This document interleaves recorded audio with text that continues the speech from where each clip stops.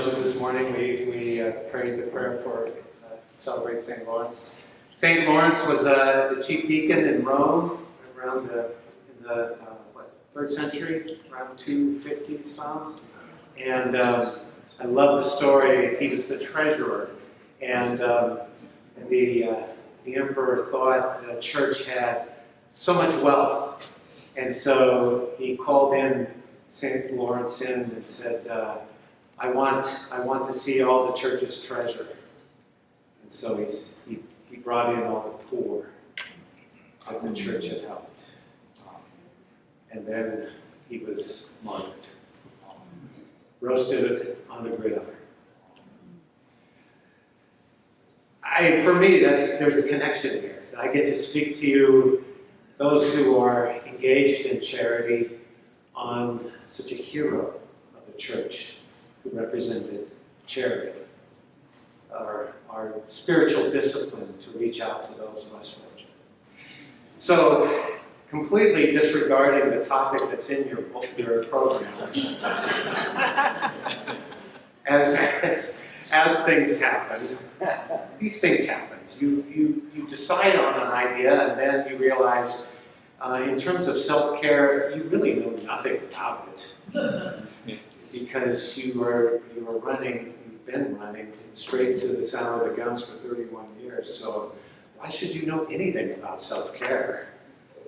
Instead, it's mostly about who do I care for. It's a brother Lawrence sort of moment.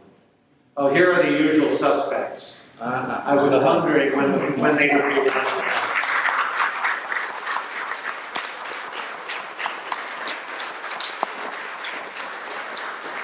All right, these troublemakers. It's good to have you guys. Plenty of seats in the front row, just like church. Just like church.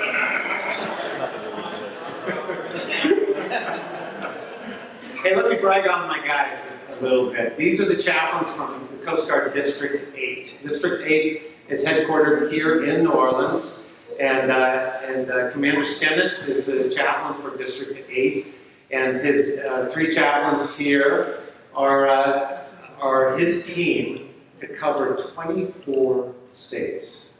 Wow. 26? You added 2. No, that must have been, yeah. That was since the recent unpleasantness between the states. No. No, yeah, so 26 states. My math is bad. And so his team, 4 chaplains, covers our Coast Guard personnel in 24 states, up the Mississippi, here on the Gulf Coast. Just an incredible lift that they have, and they're doing an amazing job. So I'm very proud of them and the great work they do. So, in disregard for your topic, let's talk about leadership. In 1840, Richard Henry Dana, are you familiar with the name? Yeah. Richard Henry Dana, in his book, 2 Years Before the Mass, recounted his experience as a deck seaman. He was on board the brig Pilgrim. It's a pretty straightforward telling of the day-to-day life of a sailor. Talks about the challenges of the mariner of the day, and it's without any of those embellishments, that romance that landlubbers seem to have about serving on a ship, where it's pretty real, the way it is. And you go through the whole book, and you're reading about just all the challenges, and wow, that's a tough life, until you finally get to the ultimate point of his story. Let me quote him. The question is, what can be done for sailors as they are? Men to be fed and clothed and lodged, for whom laws must be made, and above all, to be brought under religious influence and restraint. That's really the important question, isn't it?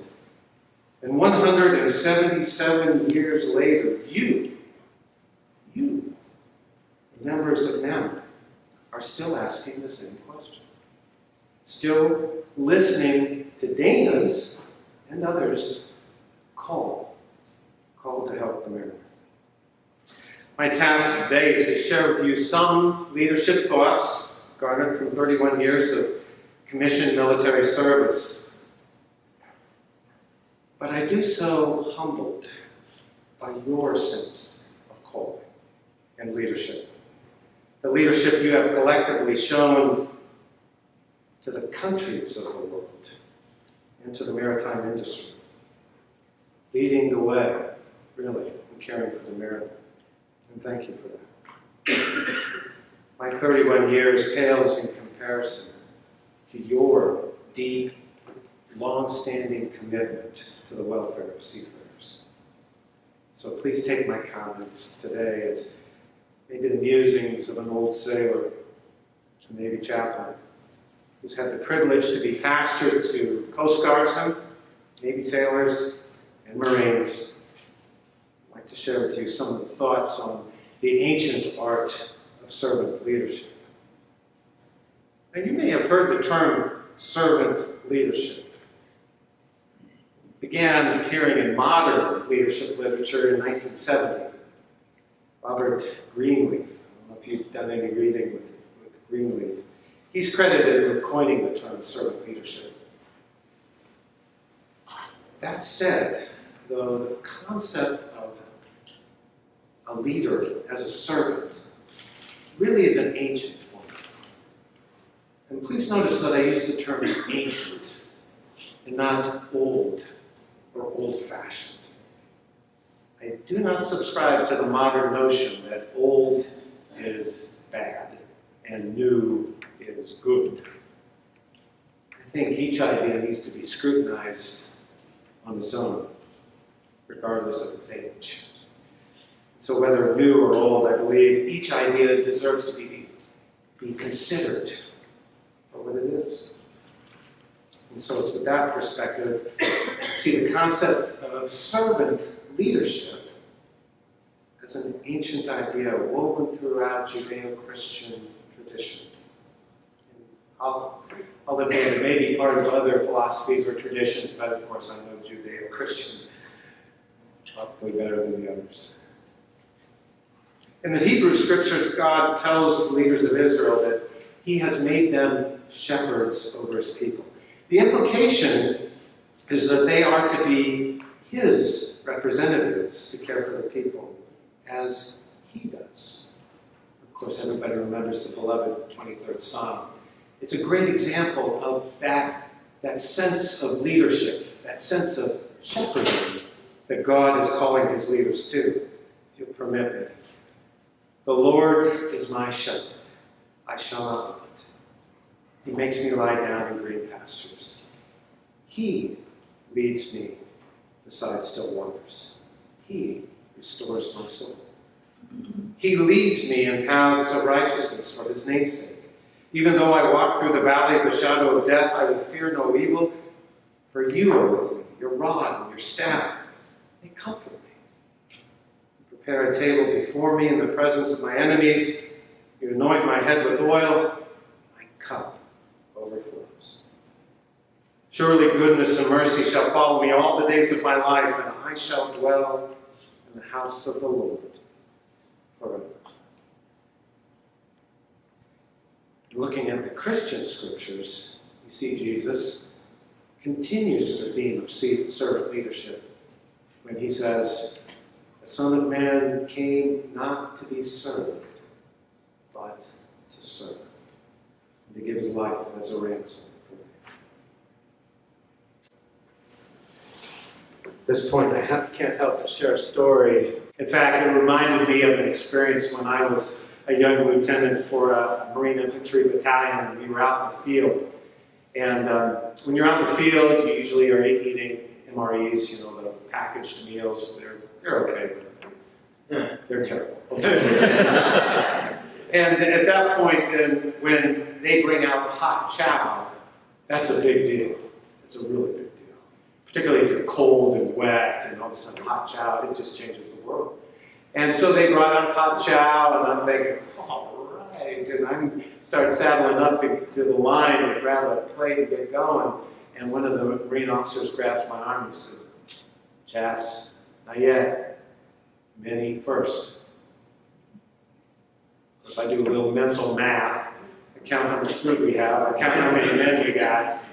I'm saying, What if there's not enough? And he says, then we don't eat. It's completely in keeping with that kind of leadership, that servant leadership that is willing to sacrifice.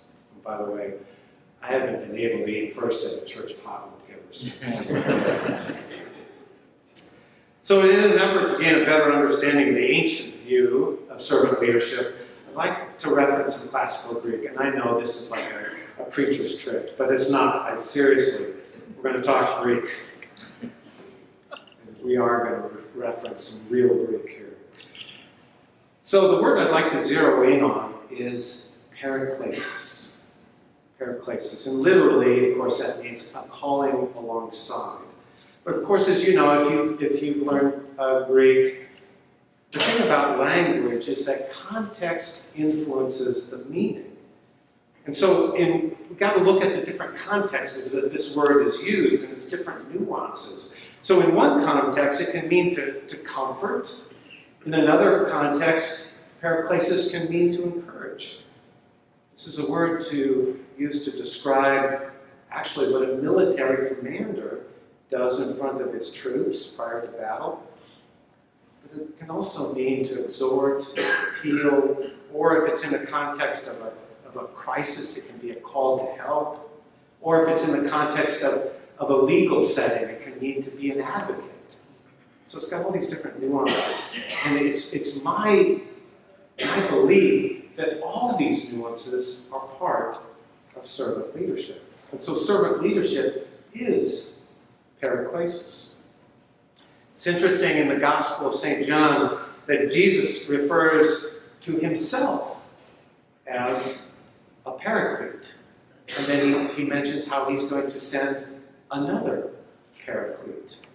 It's best articulated by William Shakespeare in his play Henry V. Are you familiar with the Band of Brothers speech? Well, if you are, too bad, because I'm going to read it to you again. If you remember the scene, Henry has been out incognito amongst his troops prior to a battle that they are outnumbered for. There's no numerical way that they're going to win the battle the next day. And as he goes out incognito and sits by the fire, he hears the fear and the doubt in his soldiers. And so it's in the next day when he gathers everybody around him that he needs to give them an encouragement to overcome that fear and that doubt. Old men forget, yet all shall be forgot, but he'll remember with advantages what feats he did that day.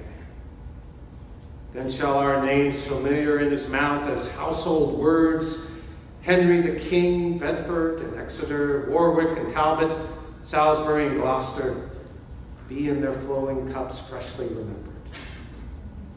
This story shall the good man teach his son, and Crispin shall ne'er go by from this day to the ending of the world, but we in it shall be remembered. We few, we happy few, we band of brothers, for he today that sheds his blood with me shall be my brother.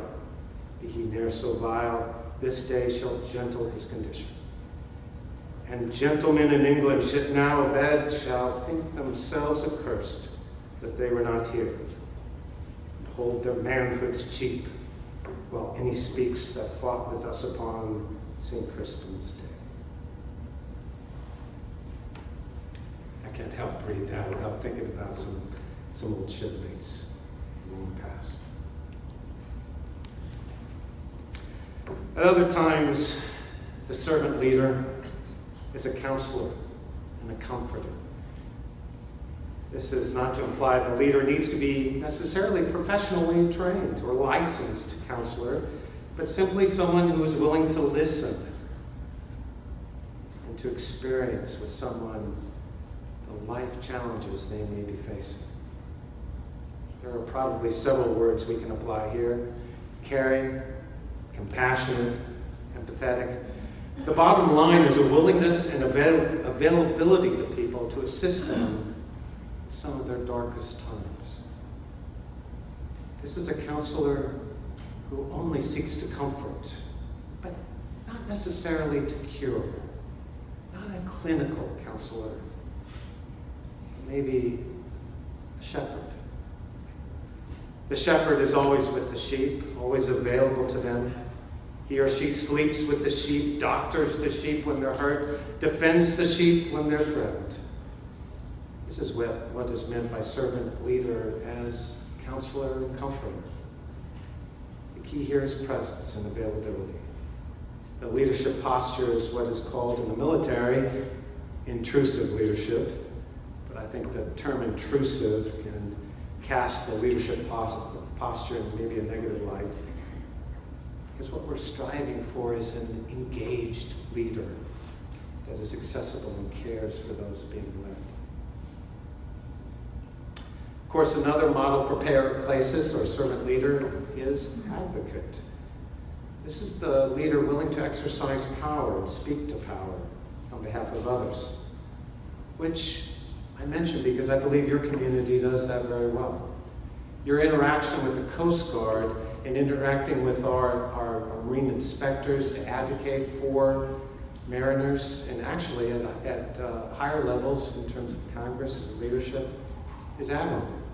And really, for me, I think it's an example of this type of servant leadership. Advocate before leaders. This is the kind of advocacy that Gregory, the Bishop of Rome in the 5th century, talked about as he engaged with civil leaders on behalf of the flock. He was the advocate just as you were as well. And finally, the last trait of servant leadership I'd like to discuss is that is suggested by paraklasis is encouragement. This is modeling one's own walk, what others want to emulate, or at least to encourage them. This is the kind of leadership that you may have heard of a Marine general by the name of John A. Lejeune, or in some places we say Lejeune.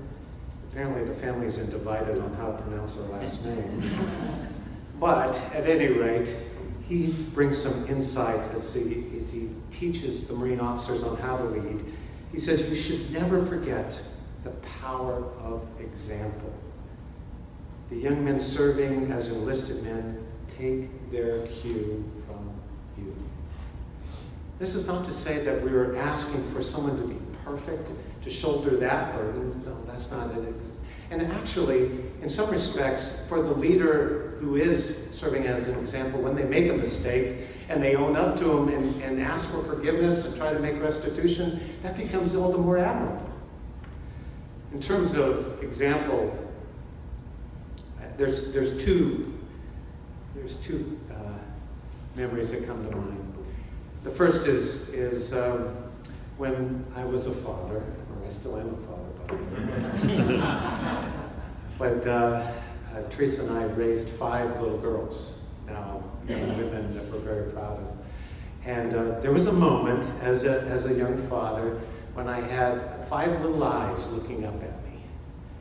And it struck me. It just struck me. Dude, this is all on you.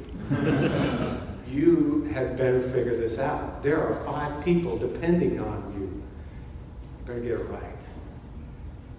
So this kind of leadership is not about me. It cannot be about me. It's always about somebody else. The other example is from my time in Afghanistan. We were, I was part of a Marine expeditionary unit that was traveling from Kandahar, this was in 2004,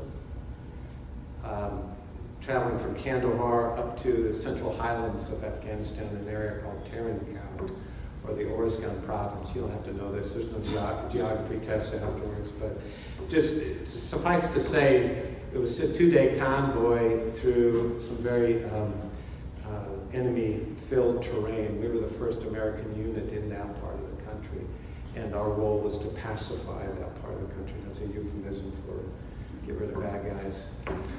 And this 2-day convoy was slow going because there was a lot of concern for IEDs along the route. And if you go through the roads of Afghanistan, you go through valleys. Talk about the valley of the shadow of death. You literally go through valleys that are easily hit by snipers. And we had lost one of our Marines. One of our Marines had vehicles had gotten blown up, and the Marine had gotten his leg blown off. So there was a lot of concern about this 2-day convoy. And as a chaplain, you travel with Marines unarmed. We don't carry weapons. So this was noticed by young Marines, let me tell you. And several times I got asked, Chaplain, you don't have a weapon? No, I don't have a weapon. I said, don't need one, do I? You're here. So at the end of the convoy and at the end of the deployment, one of our fellow officers asked me about whether I was scared.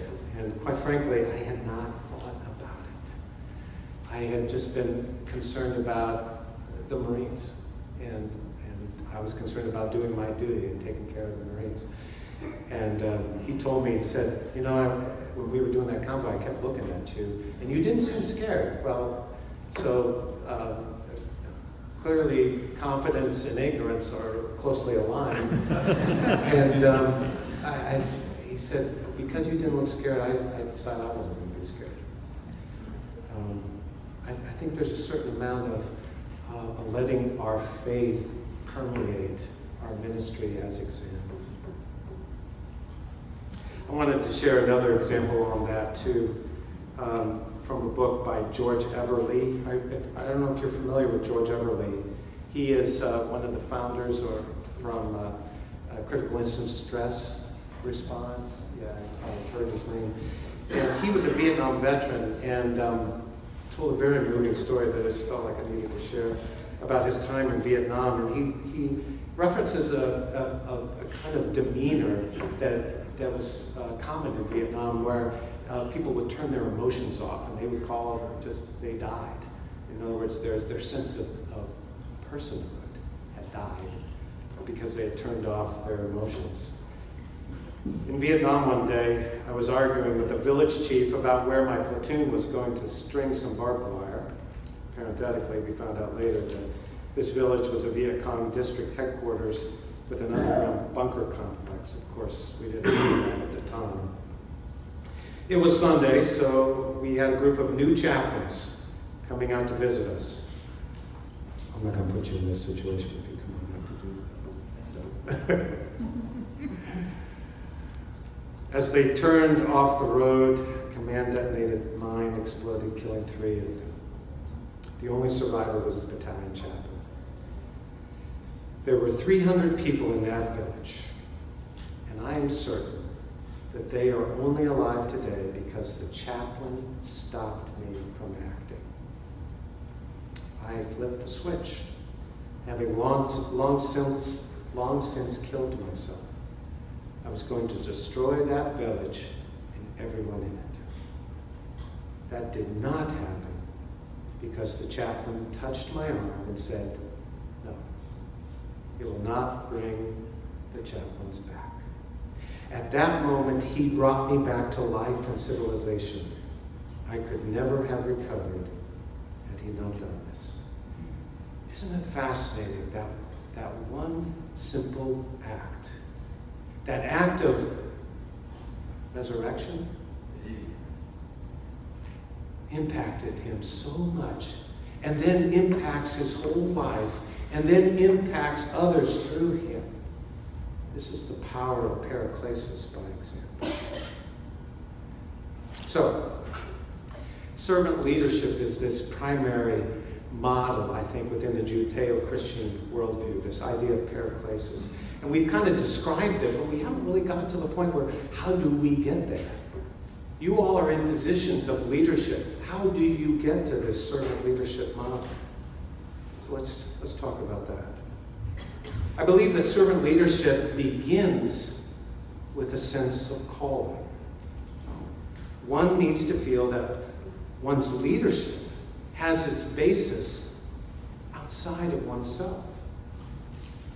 Certainly the Judeo-Christian perspective is that we see the human being as created by God with a need for calling, as being part of something bigger than ourselves.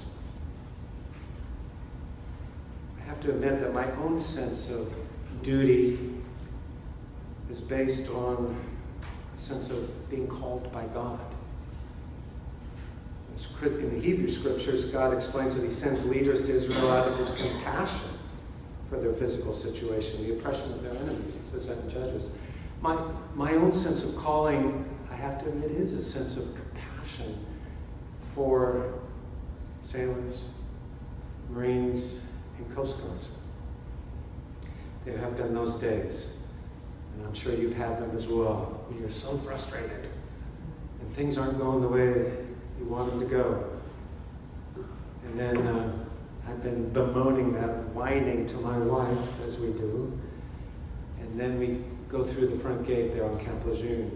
There's a young Marine standing there who salutes me and says, "Welcome aboard, sir." I say, "Hoorah, Marine."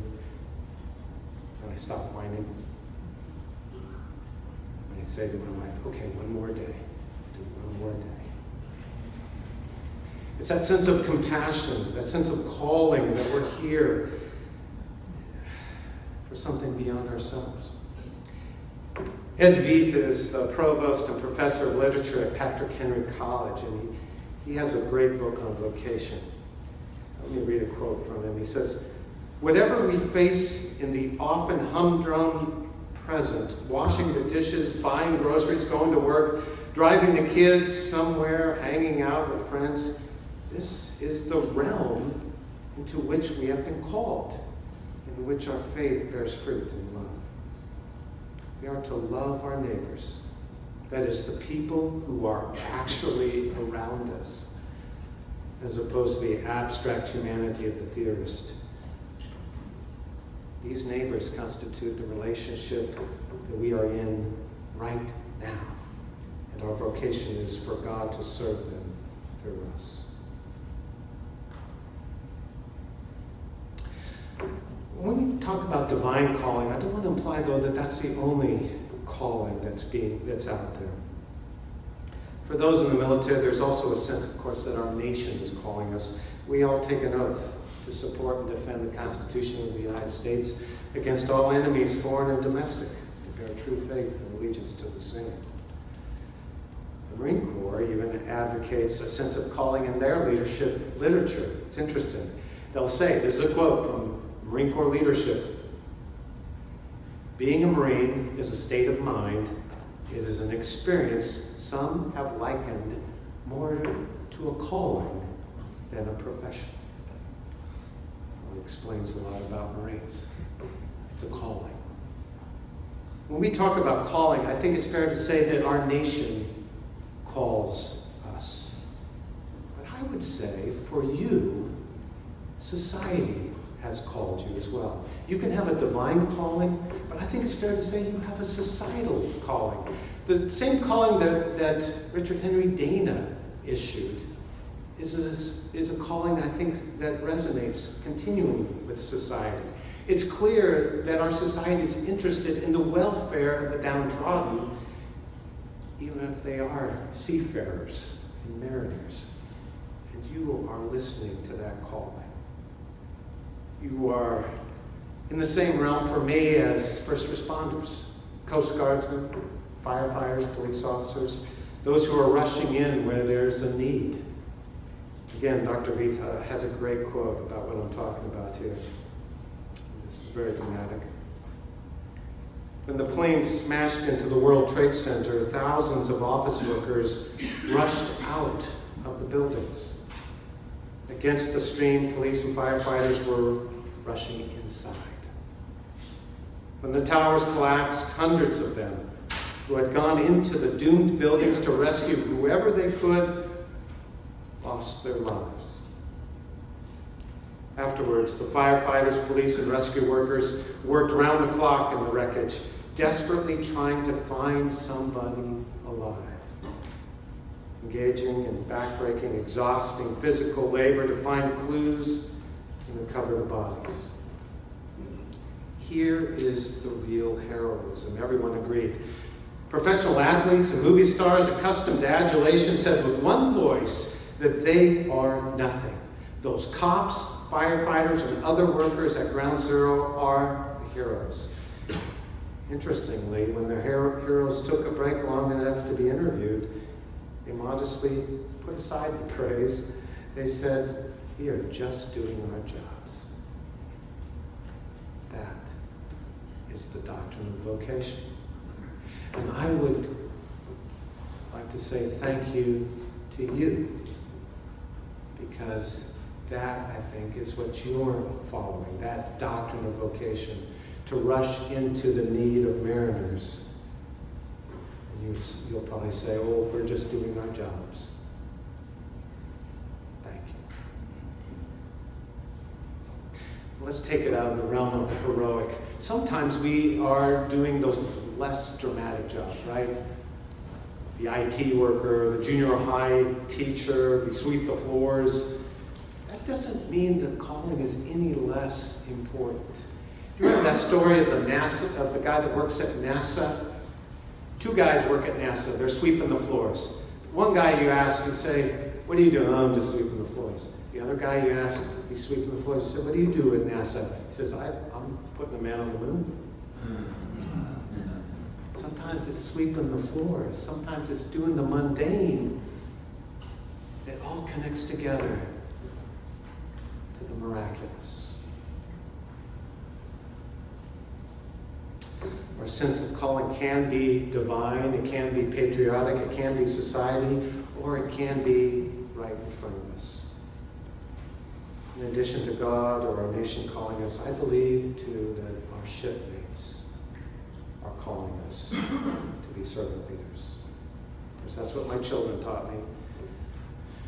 And I owe that to the people that I lead.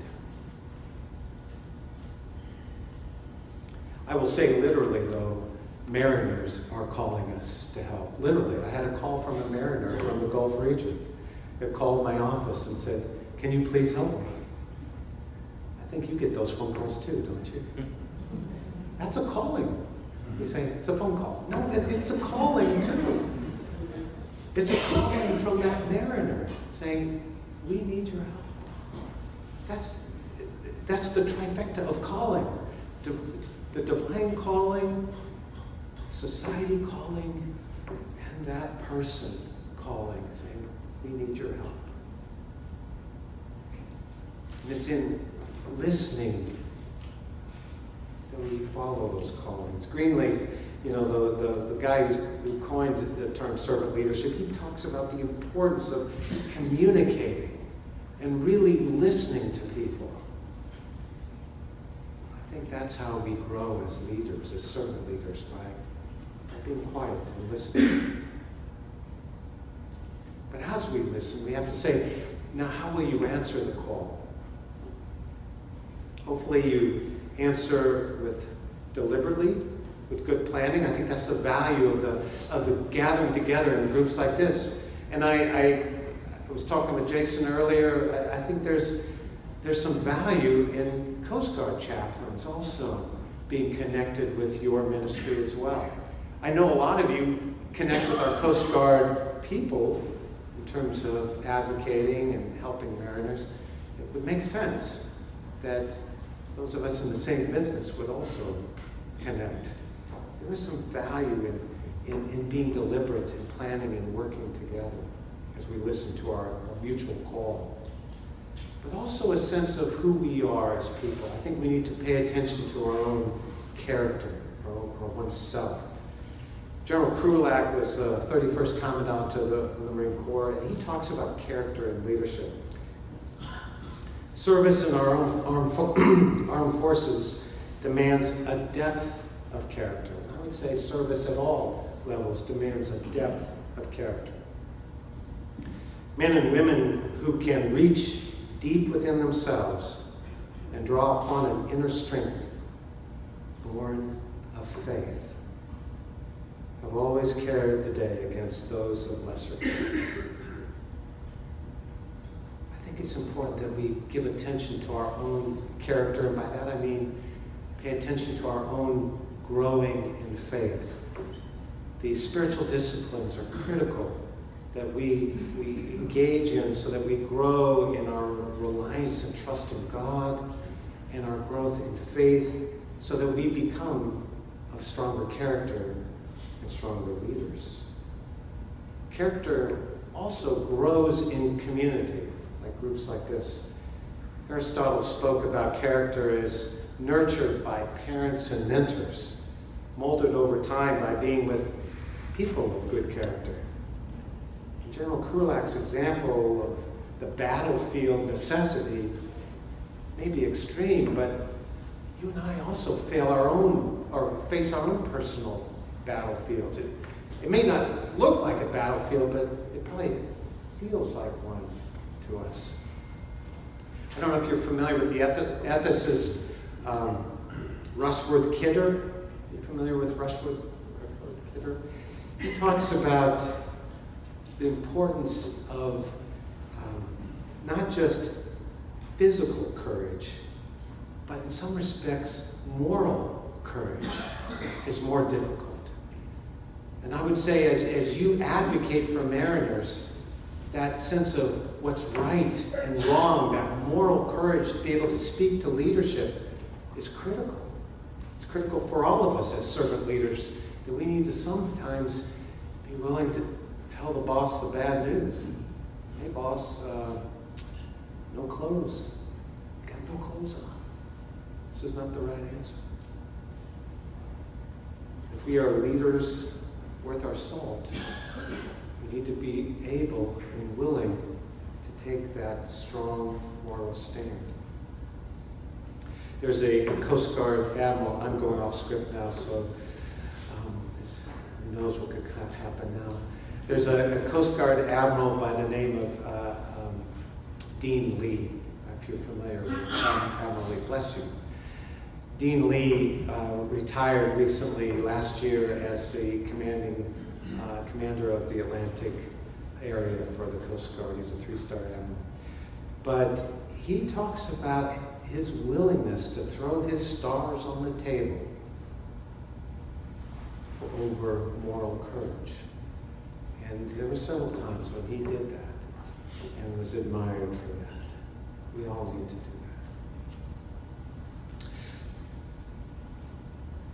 that. I'm going to kind of jump ahead a little bit, get to the last bit, and that's about community. The final aspect of growing as a servant leader is growing in community, about building community. The model of servant leadership is never an individualistic model. It's a model that happens within a community, of building a team.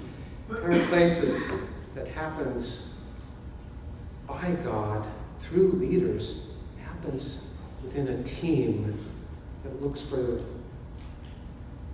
something bigger than ourselves. So again, it comes full circle.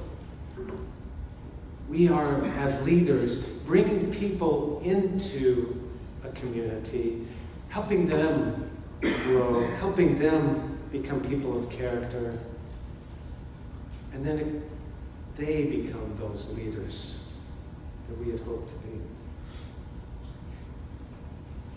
It's interesting that in the Coast Guard, one of the blessings that we have is just the character of the leaders we serve with. And it's my contention that Coast Guard leaders have it in their DNA to be people of character and kindness. And there's a letter that Alexander Hamilton, the father of the Coast Guard, wrote to the first commanders of cutters. There were 10 cutters initially, and the Revenue Cutter Service, and he writes this letter to them. And they had just come out of the Revolution, just gained their independence, and the only way of revenue for this new republic was through tariffs for bringing on the goods coming in. So they had these revenue cutters that had to kind of remind ship's captains, sorry, but you got to pay your dues. And he gives some great advice to these captains. He says, they will always keep in mind that their countrymen are freemen, and as such are impatient of everything that bears the least mark of domineering spirit. They will therefore refrain with the most guarded circumspection from whatever has the semblance of haughtiness, rudeness, or insult. I would say for most Coast Guard officers, there is very little haughtiness, rudeness, or insult, which makes them such a joy to serve. So, let me just get to a point of conclusion here, because I've overdone my time. While servant leadership is a modern leadership concept, it's been around since Greenleaf coined the term in the 1970s. The components of servant leadership are an ancient one, been around in the Judeo-Christian concept of leadership for a long time. In our concept, our view of servant leadership is best captured by the ancient word paraklesis, embodying nuances of motivator, counselor, comforter, and encourager, really shepherd. Those aspiring to servant leadership are first in touch with their own sense of calling, whether divine, patriotic, or society, or just from that guy, that mariner who makes the phone call. The servant leader responds to the calling deliberately, listening with self-awareness and with an eye on growing their own character. The end state of servant leadership is a sense of community, where those led feel a unity of purpose and a sense of being valued and part of something bigger than themselves. Thank you for your time and your attention and your patience. It's been truly a joy to be here with you. I can offer myself for questions, not saying I have any answers, but I can certainly be a listener.